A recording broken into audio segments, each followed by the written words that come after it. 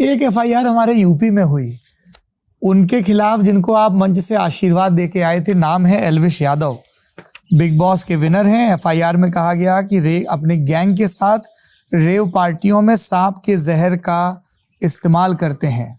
धारा 9, 39, 48 ए, 49, 50, 51 के तहत केस प्राइमा फेसी अभी जो जांच हुई उसमें पाया गया कि वो जहर था।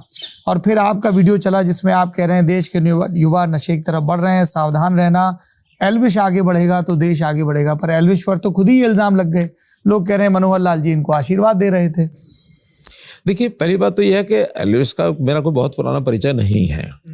मेरा परिचय जब हुआ तो उस समय उनके जो विषय सामने रखे गए, क्योंकि आदमी जब भी कोई सामने मिलता तो उसके बारे में कुछ बताया जाता है, ये आदमी ऐसा है ऐसा है ऐसा है। अब जो बताया जाता है फ्रंट फेस तो वही होता है। अब फ्रंट फेस के बाद भी ये नहीं पता लग सकता कि आदमी का इसका कोई दूसरा पहलू है, क्या है अंदर, क्या है बैकग्राउंड, क्या है।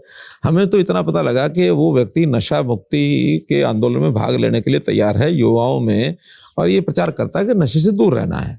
और जब उसके उस प्रकार के विषय को सामने आया तो विषय आके गुरुग्राम में एक कार्यक्रम हो रहा है, उसके अंदर आप तो जो आपको ब्रीफ दिया गया आपने बोल दिया उसके हिसाब वो बोला, और उस बोलने में एक 15 मिनट उनके साथ मैंने मंच शेयर किया, उसमें कहीं दो आपत्ति नहीं, मतलब दो राय भी नहीं है, और मुझे भी आपत्ति नहीं उसमें रही।